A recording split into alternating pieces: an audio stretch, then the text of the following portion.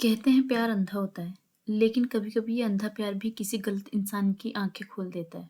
असल में प्यार अंधा नहीं होता, प्यार करने वाले अंधे होते हैं।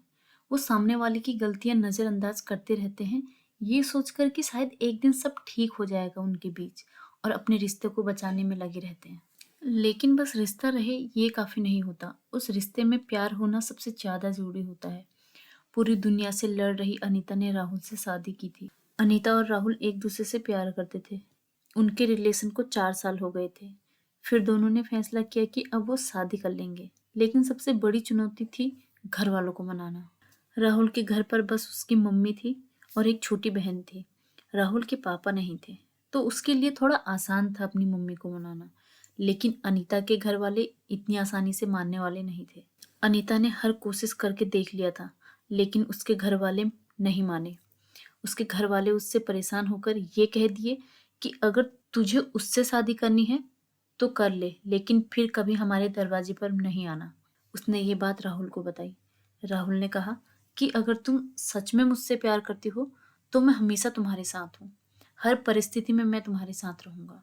अनीता ने बहुत सोचा इस बारे में। उसने सोचा कि अगर वो राहुल से शादी नहीं करती तो कल को उसके घर वाले कहीं ना कहीं उसकी शादी करा ही देंगे।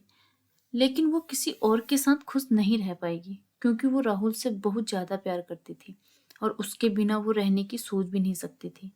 और अगर वो राहुल से शादी कर लेती है तो कल को उसके घर वाले भी देखेंगे कि वो राहुल के साथ कितने खुश है, तो शायद उसके घर वाले भी उनका रिश्ता मंजूर कर लें। तो अनीता ने फैसला किया कि वो राहुल से शादी करेगी और अपना घर छोड़कर चली गई।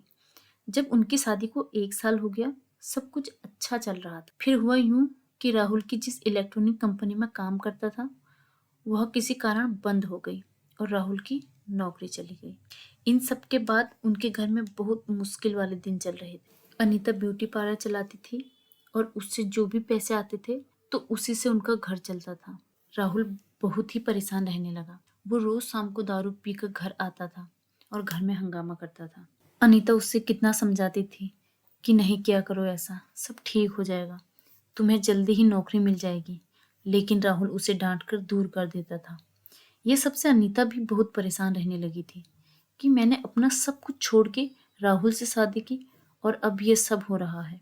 उसे उसके मम्मी पापा की याद आने लगी, लेकिन वह उनसे बात भी नहीं कर सकती थी। खुद घर छोड़कर जो आई थी। अब 1 महीना हो गया था, कुछ ठीक नहीं हो रहा था। राहुल रोज दारू पीकर घर आता और रोज घर में हंगामा करता।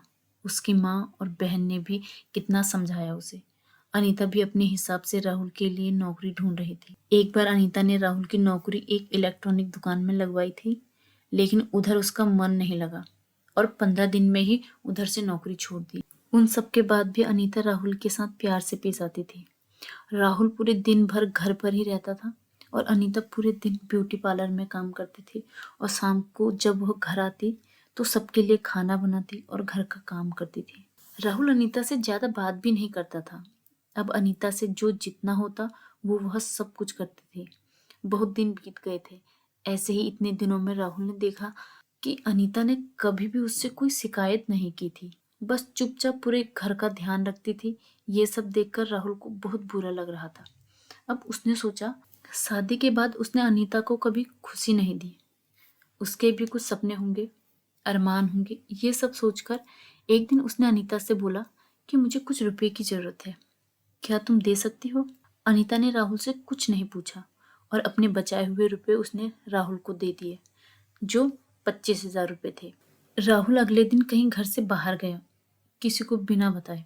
वो लगातार कुछ दिनों तक रोज कहीं जाता था। उसने घर पर किसी को कुछ नहीं बताया था कि वो कहाँ जाता है और क्या करता है। और कुछ दिनों बाद घर पर उसने कहा कि कल सबको मेरे साथ कहीं चलना है। अनीता बोली, मैं नहीं जा सकती, ब्यूटी पार्लर जाना रहता है। राहुल ने बड़े प्यार से उसे कहा कि कल ब्यूटी पार्लर बंद रहेगा और तुम मेरे साथ चलोगी। अनीता बोली, ठीक है। अगले दिन राहुल अपनी मम्मी, बहन और पत्नी को लेकर एक दुकान पर गया। उधर उसने बताया कि उसने एक इलेक्ट्रॉनिक का छोटा सा स्टोर खोला था, जिसमें अभी ज्यादा सामान तो नहीं थे, लेकिन स्टोर की शुरुआत करने के लिए उतना सब काफी था। तो आज उस स्टोर का उद्घाटन है, इसीलिए मैं आप लोगों को यहाँ लेकर आया हूँ। तब अनीता को समझ आ गया था कि राहुल इतने दिनों से कहाँ जा रहा था, क्या कर रहा था। वो ये स्टोर के काम में लगा हुआ था। फिर अनीता ने पूछा, आपके पास इतने पैसे कहाँ से आए? राहुल ने बताया कि 25,000 उसने दिए थे, बाकी उसने अपने कुछ दोस्तों से उधार लिए हैं, धीरे धीरे उन्हें लौटा देगा। ये सब देखकर राहुल की मम्मी, बहन और अनीता बहुत खुश हुए। अनीता को अच्छा लगा कि राहुल अब बदल रहा है। अब वो परिवार की जिम्मेदारियों को समझ रहा है। अब राहुल और अनीता दोनों अपने अपने में अच्छा कर रहे थे और 1 साल के अंदर ही राहुल के स्टोर की बहुत तरक्की हुई। फिर उसने सबका कर्जा लौटा दिया।